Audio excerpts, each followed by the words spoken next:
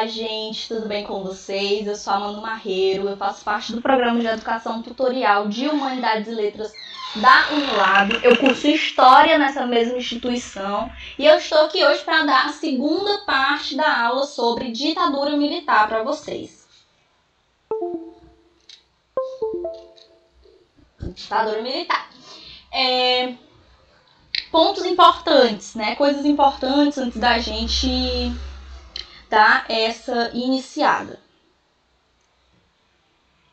A gente está vivendo aí, né, principalmente agora, nesse contexto pandêmico, um cenário político com diversas disputas de narrativas que acabam ameaçando a nossa democracia. Então se faz muito necessário e urgente que a gente se lembre do passado e que a gente possa estar contando a história para as novas gerações. Então, o objetivo aqui, né, é mais que vocês compreendam os reflexos da ditadura na época e tentem perceber aí os reflexos disso hoje em dia, né, buscando também ver aí a importância da defesa, né, irrestrita da nossa democracia e dos nossos direitos políticos e sociais. A gente precisa dar voz, né, àqueles que viveram nesse período tenebroso, né, que foi a ditadura. A gente precisa dar voz, a gente precisa respeitar a história dessas pessoas. Mas é isso, né? Assim, nesse momento, e aí a gente vai falar um pouquinho hoje sobre ditadura militar no Ceará. A gente também vai falar sobre o milagre econômico e o início da abertura política. Mas a gente vai começar aqui com ditadura militar no Ceará. E aí, entre paus, pedras e bilas, porque, né, foi assim que a gente luta, vamos dizer, até hoje. Porque a gente tem pouca aí influência de movimentos europeus, então nós somos muito guerrilheiros, né? A nossa coisa é mais a guerrilha do que atos de movimentos políticos mais organizados, como acontece na Europa. Enfim, a gente tem aí um processo, né, aqui no Ceará. As elites econômicas dominantes, elas, como forma aí de evitar o questionamento, né, aos interesses delas e aos privilégios, nesse período eles tentam aí ressaltar sempre o espírito honesto, pacífico e ordeiro dos cearenses. E aí a gente cria um mito de um povo trabalhador, de um povo respeitador, né, que não toca no que é dos outros, que não gosta de confusão, que não gosta de baderna.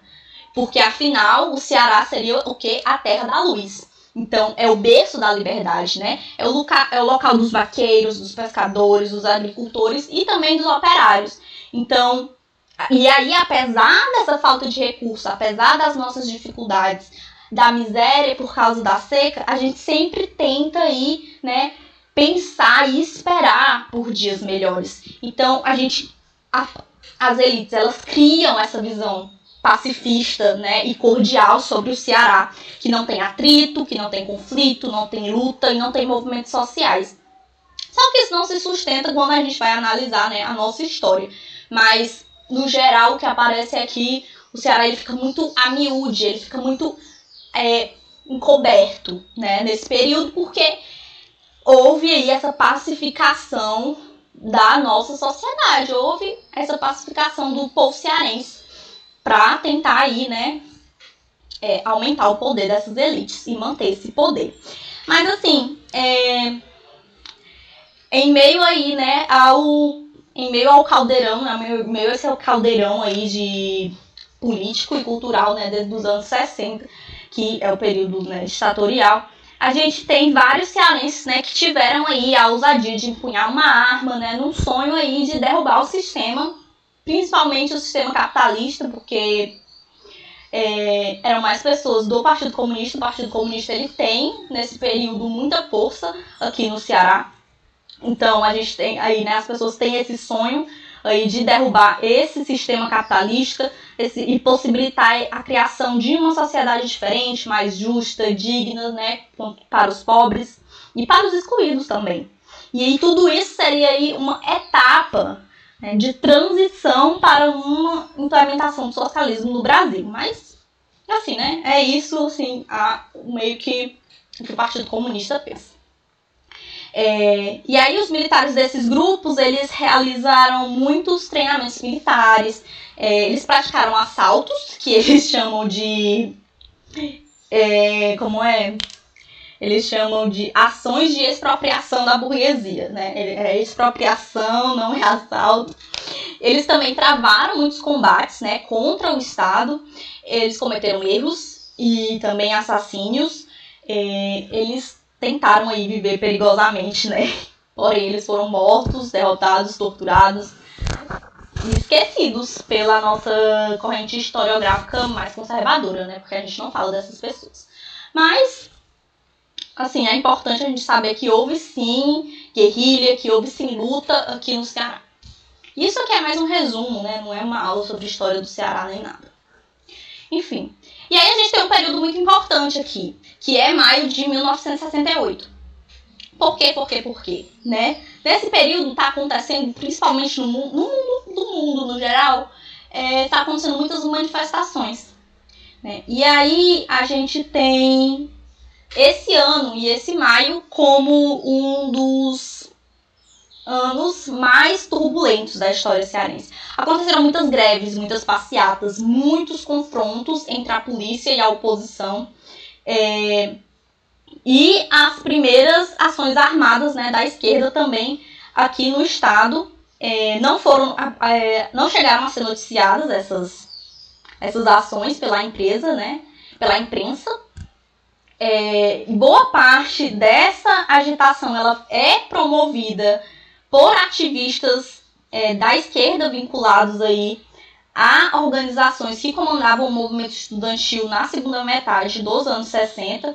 E aí, entre elas, a gente tem o PCdoB, o Partido Comunista do Brasil, como eu disse. A gente tem a Aliança Libertadora Nacional também, que eram as maiores influências políticas aqui, né? Esses dois partidos tinham muita influência política aqui e dentro da comunidade estudantil, principalmente, né? Tendo em vista que durante a ditadura o movimento estudantil ele foi muito importante. Nessas tentativas de revolução, né, entre aspas, nessa tentativa de resistência ao sistema, o movimento estudantil sempre esteve muito à frente aí dessas lutas. Mas, basicamente, é isso aí, né? E aí, desde o golpe, né, de 64, depois que Castelo Branco assumiu, a gente tem muitas greves e tentativa de resistência social aqui, né? Os líderes sindicais aqui do Ceará, eles fazem essa parte. E aí, os estudantes, como eu disse, tomam a frente, né? E eles enfrentam a polícia. E aí, lá na Praça do Ferreira, a gente tem tiro, tem veículo queimado, tem prédio depredado, tem pessoas baleadas. E também foi a primeira vez que usaram coquetel Molotov aqui. E eles soltavam a Molotov no estilo aquelas bombinhas rasga-lata. E né? E aí, por isso, assim, a polícia acabava tendo um pouco de medo, de receio, mas mesmo assim ia pra cima. E aí a gente tem todo esse processo, né? Que vem muito com a nossa relação com as guerrilhas antigas que a gente via antigamente. Né? E aí a gente está falando aqui de um período muito próximo, 1968, muito próximo. Não tão próximo, mas é bastante próximo. E aí, no dia 13 de dezembro de 68, a gente tem promulgado a AI-5, que é o Ato Institucional número 5, que a gente falou lá na primeira aula. E aí a AI-5 suspende a garantia de direitos constitucionais e os cidadãos aí, aos cidadãos. E aí a gente tem a institucionalização da tortura, então a gente tem um período aí que uma supressão, né? Uma supressão aí da oposição contra o sistema. Aí vamos falar um pouquinho aqui rapidinho sobre o milagre econômico, que ele ocorre aí durante o governo do Médici, né? Que é um governo que é marcado por muita censura dos meios de comunicação. A gente tem uma intensificação muito grande da tortura, né, e dos presos políticos. Mas, assim, não é o foco aqui do governo dele, né? Já que eu vou falar aqui um pouquinho sobre a economia. Esse período ele fica conhecido aí como milagre econômico porque foram tomadas medidas econômicas pelo governo que foram bem radicais.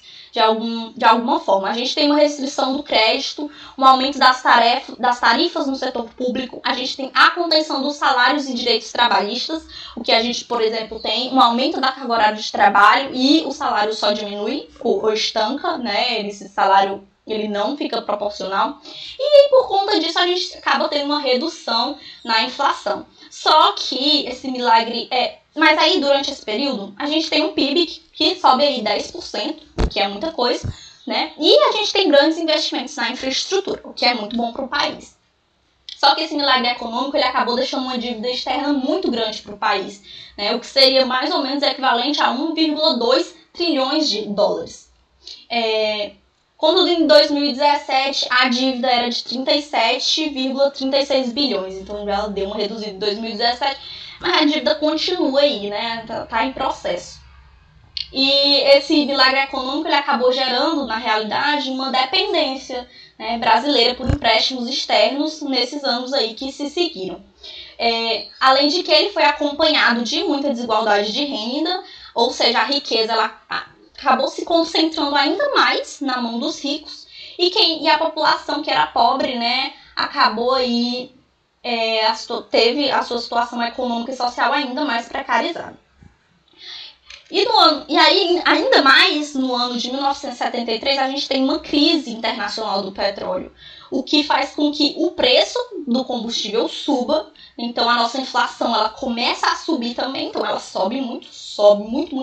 Em 74, a nossa inflação está quase 30% por ano, né, e ela pode chegando aí uma taxa de 242,24% no fim da ditadura. É muita coisa, né? Vinculado aí à crise política e a crise econômica. Então, a gente acaba perdendo muito dinheiro nessa brincadeirinha aí que as pessoas inventaram fazer.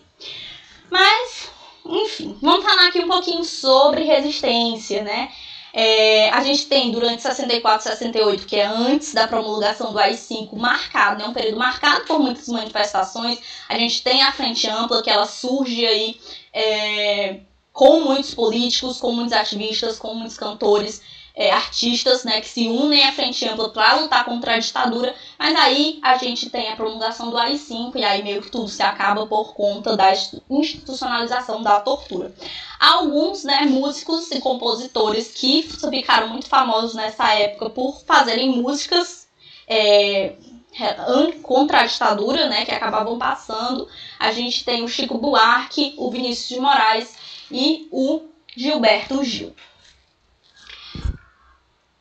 No próximo momento, a gente tem aqui um momento de reabertura política, né? Ele começa aí em 1974, né? Logo nesse período aí que eu falei, né, da crise do petróleo, a gente tem um início aí de abertura política, porque por conta da crise do petróleo, o pessoal acabou parando de querer investir no Brasil. Eles parando de querer investir no Brasil, o que acontece? Né? A gente tem uma redução do consumo e a gente tem uma redução na geração de empregos.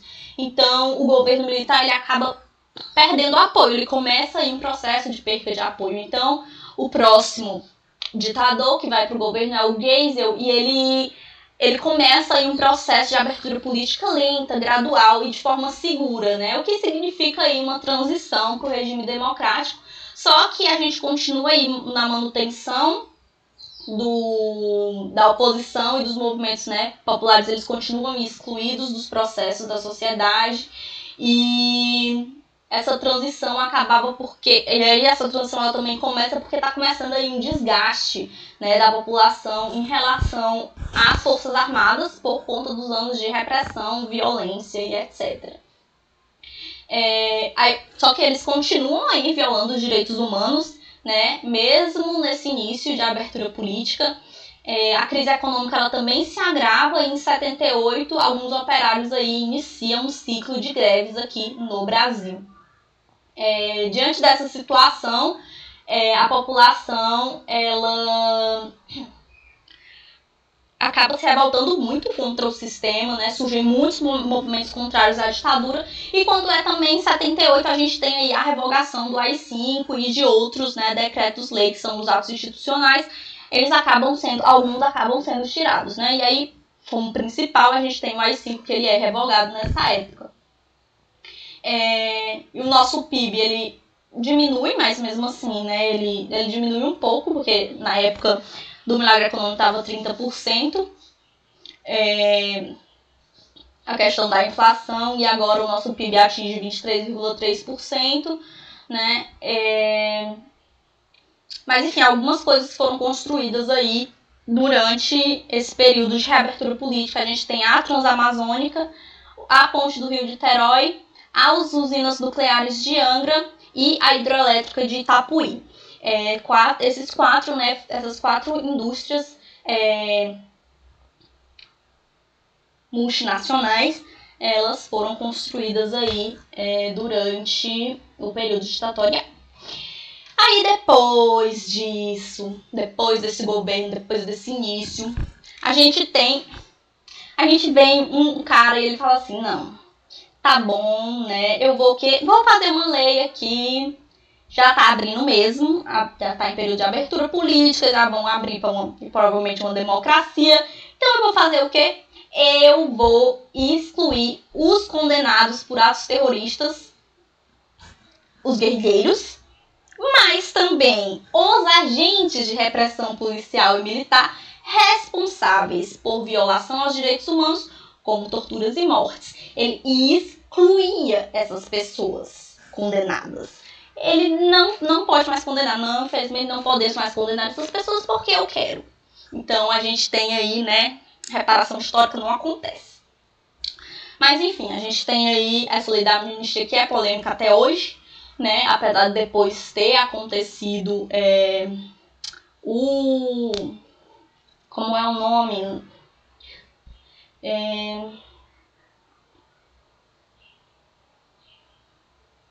Gente, eu me esqueci o nome, mas é aquela coisa da verdade que eu esqueci.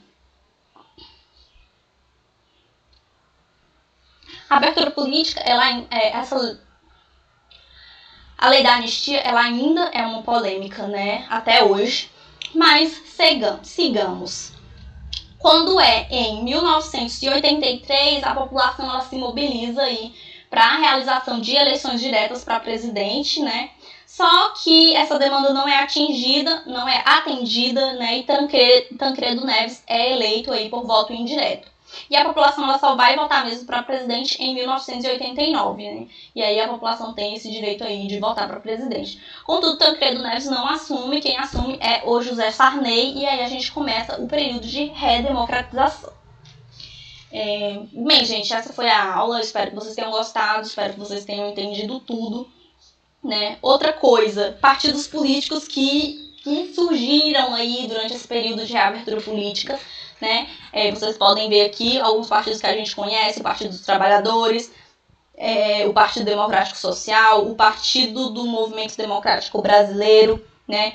Tanto esse primeiro Partido Democrático Brasileiro e o Partido Democrático Social, eles estavam presentes na ditadura como o bipartidarismo, né? A Arena como o Partido dos Militares e o MDB como o partido da oposição, e aí eles se tornam partidos reais, né, durante esse período de reabertura política, eles se transformam em outros partidos.